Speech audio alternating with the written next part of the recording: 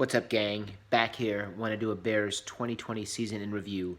A 2020 totally average season for the Chicago Bears. They finish at 8-8.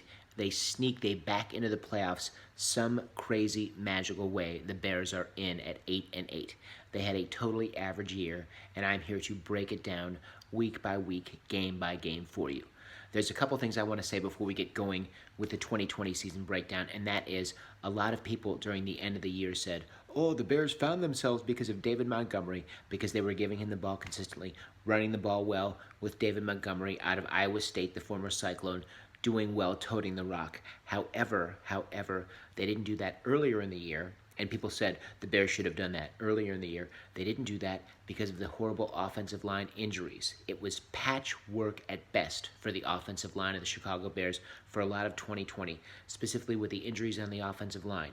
They didn't have a lot of ability to run the ball. And the second thing, it's kind of a smokescreen when you talk about David Montgomery, because the real problem was Matt Nagy and Bill Lazor, the offensive coordinator and the head coach of the Bears, calling offensive plays because they were god-awful. And that culminated in a game against the Rams where the Bears lost 24-10. I think that was week 6. And it really culminated in a game against the Vikings on Monday Night Football in Chicago where the Bears lost 19-13, I want to say it was. They just really didn't call good offensive plays consistently. They didn't match up with the defenses. They're not really good at the game of chess that is the NFL sometimes as far as play calling and matching your offense with the defense. So Bill Lazor, the offensive coordinator of the Bears, and Matt Nagy really doing a dreadful job as far as play calling. I don't think anybody can argue that for the Bears in 2020. But here we go with a totally average 2020 season breakdown for my and your Chicago Bears. Week 1, let's start in Motown, Detroit. Division rivalry game. The Bears win 27-23, which was huge because it's the opening day, it's a division rival, and it's on the road. So 27-23. Mitch Trubisky comes out in the fourth quarter, has a really, really solid performance, leads the Bears to victory. They look impressive.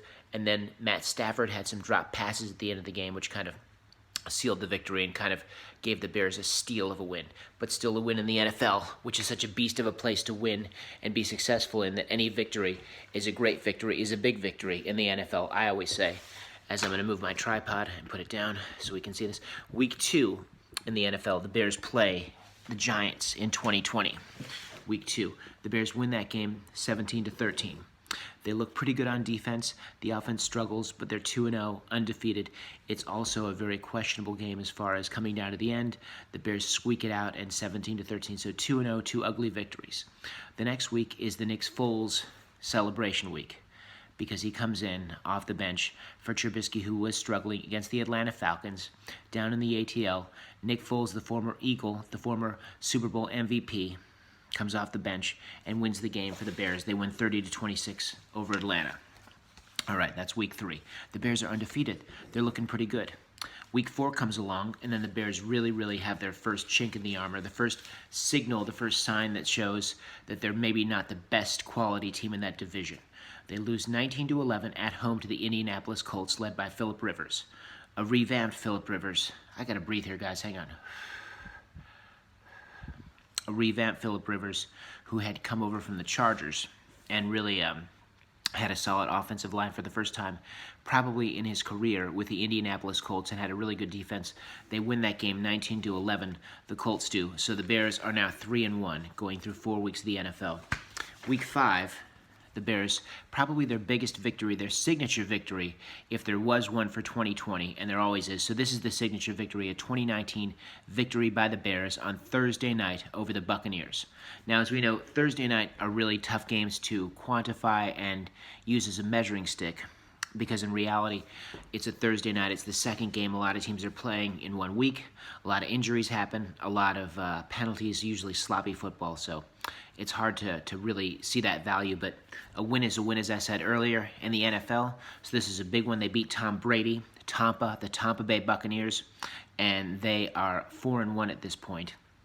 And this is the game where Tom Brady actually forgot the down and distance, forgot that, so it got kind of crazy, and they won the game 20-19. So you very rarely see Tom Brady doing that, but the Bears were victorious. They are 4-1. And then the next week, they are victorious again, 23-16 over the Panthers. Cole Kmet scores a touchdown. The tight end from Notre Dame, the rookie tight end, he looks good. Nick Foles looks good early. He's inconsistent, but he's hot and cold, hot enough consistently for the Bears to win. And now they are 5-1.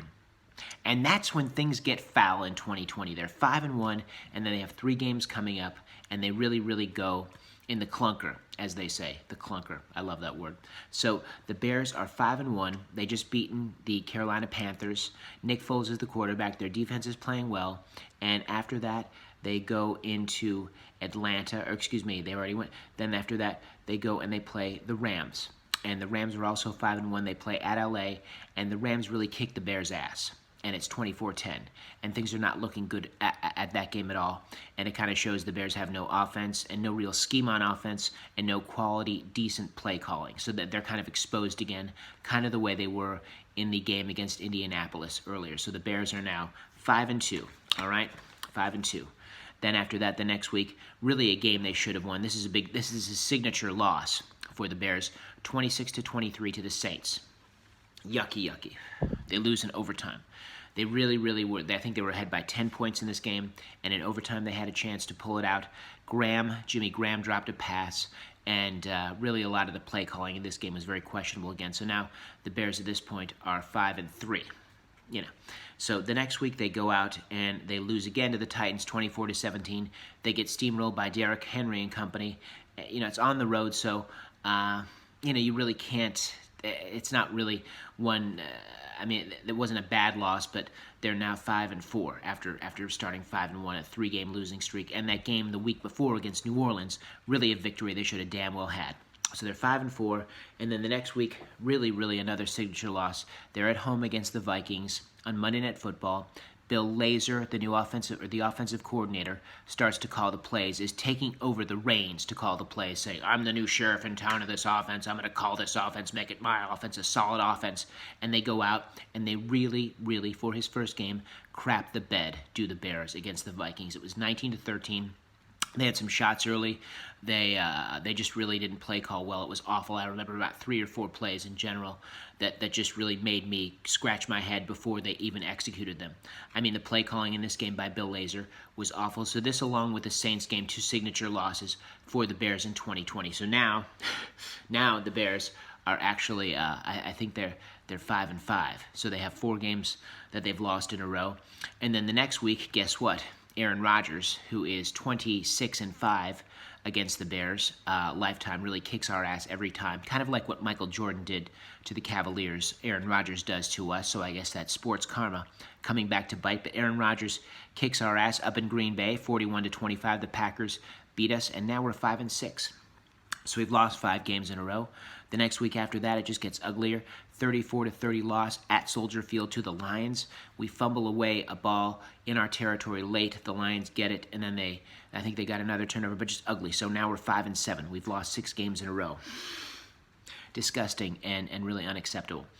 But then the Bears come back. They come back and they have a huge run at the end of the year, and they have a winning streak, and they actually have made the playoffs because of that. So things get exciting again, but in the end it's just totally average, but it's been up and down. The up and down, which ends in totally average for the year 2020 that was the Bears. So we're about to go back up again, all right? 36-7, week 13, victory against the Texans. Now they're 6-7. Okay, the next week they beat the Vikings 33-27 in Minnesota. So now the Bears are 7-7, and they've won 2 games in a row. So we're coming back. Next week they kick the Jags' ass, who are awful. The Jacksonville Jaguars. Only 2 victories this year. We go into Jacksonville 41-17. So now the Bears are 8-7.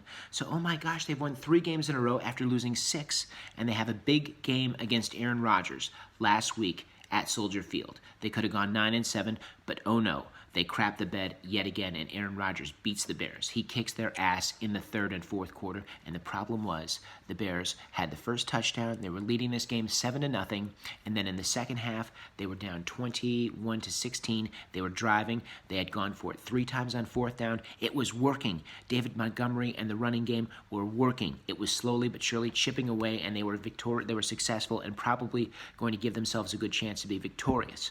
But on fourth down, Matt Nagy, Bill Lazor just absolutely crapped the bed with a horrible play call. It goes awry. The Packers get the ball back. At that point, it was 21-16 in the fourth quarter. Bears going for a touchdown potentially to put them up 23-16. The Packers actually get the ball, take over on downs. They come back. They score a touchdown. They score 3 more. It ends up being 35-16. So the Bears 8-8, totally average year. I think what we need to talk about is their defense. The defensive personnel with Khalil Mack, with Roquan Smith, with Danny Trevathan, with the upfront guys, Hakeem Hicks, and all the secondary guys, Jaleel Johnson, so on and so forth. They're very talented. Eddie Jackson, so many guys. Fuller, just a great talented defense on all 3 levels. But the offense, they need to pick it up as far as play calling, as far as getting guys on the offensive line, and as far as committing to an actual play call and an actual scheme on offense. And they need to find a solid quarterback. Can Mitch be the guy? I don't think so. I'm not sure, but they're in the playoffs. So this has been the 2020 totally average year for the Bears. Totally average. Remember Totally Pauly on MTV in the 80s? Well, in 90s? Well, this is the totally average 2020 season for the Bears. This has been the breakdown. My name is Brigham Avery. I'm going to come back and do a preview of the Bears-Saints playoff game later on, which is today. The Bears 8-8 going into the Big Easy. We'll see what goes down. So this has been the 2020 totally average breakdown. I hope you've enjoyed it. Please comment. Please subscribe. Please enjoy, keep watching, keep supporting, and go Bears. Or bear down. Thanks.